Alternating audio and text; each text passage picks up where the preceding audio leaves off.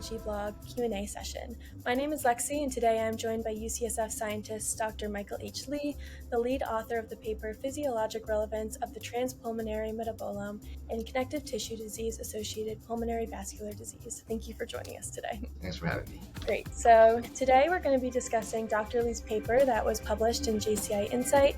Dr. Lee, we're fascinated by your article and how you've shown a relationship between pulmonary vascular metabolism and physiology under stress in patients with PAH caused by connective tissue diseases. Can you elaborate on why you chose to focus on patients with CTD-PAH and not PAH in general?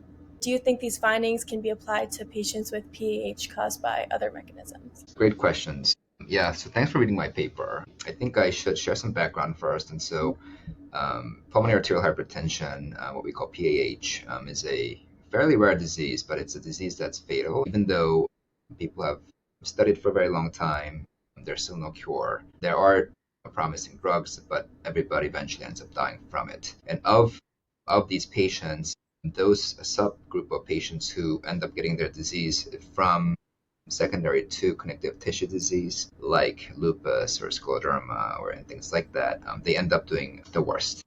It always has been our group's interest to study these subpopulation of PH patients to understand why they do so poorly and how we can help them out eventually by finding ways to diagnose them early and also treat them effectively. Our group was a little bit fortunate and lucky, to be honest, in the sense that we were given this funding opportunity through the Department of Defense, who were kind enough to support our study.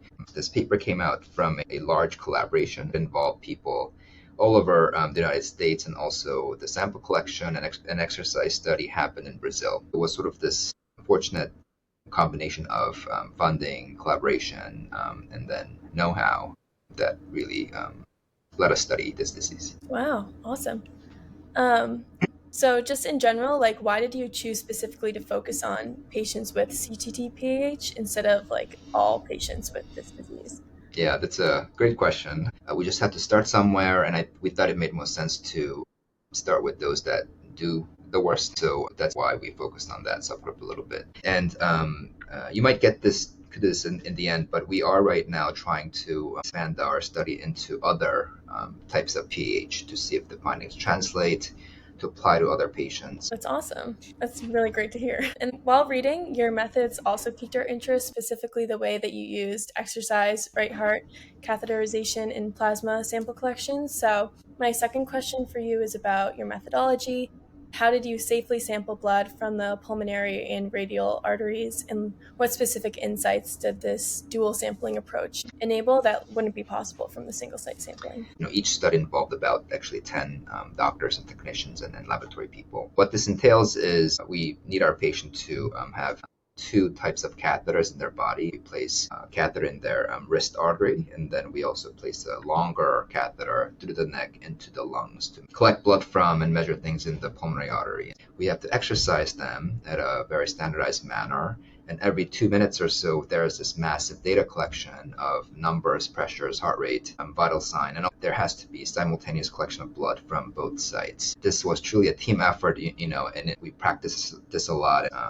One of the senior authors, Dr. Oliveira in Brazil, is an expert in this exercise study, and he has a well-trained team of physicians who do this as their main focus. Why this matters is if we collect blood from one spot, then that might reflect information about the lungs, but also maybe about the muscle, other organs. Most other disease allows us to biopsy the tissue, and people who research cancer can biopsy tumors and study that under a microscope. One major limiting factor in our field is that because the pressure in the lungs are so high and the blood vessels are so high, we can't really biopsy lung samples until they are so sick that they need lung transplant and they get their lungs taken out. And so because we really can't biopsy any human samples and somebody with less advanced disease, this was sort of our workaround. You kind of already answered this, but we were wondering if you could just summarize the broader implications of your findings and what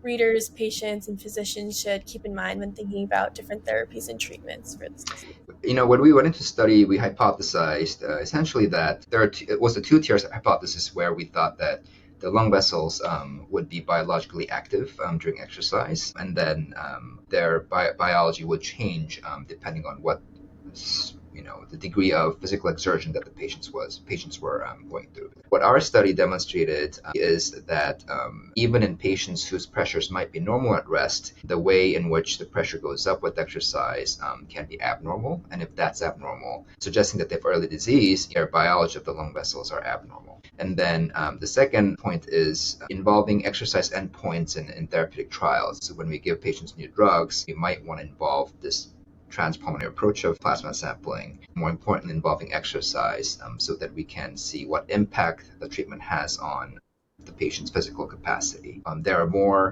task forces and more reviews and more awareness of this as well. I think, just globally, in the next decade or so, we'll see more studies and initiatives and guidelines coming out that would involve these pertinent points to diagnosis and also treatment. Yeah, these findings are so crucial for anyone that's also studying or affected by PAH. So thank you so much for your time and for breaking this down for others that want to learn about the important working happening at UCSF.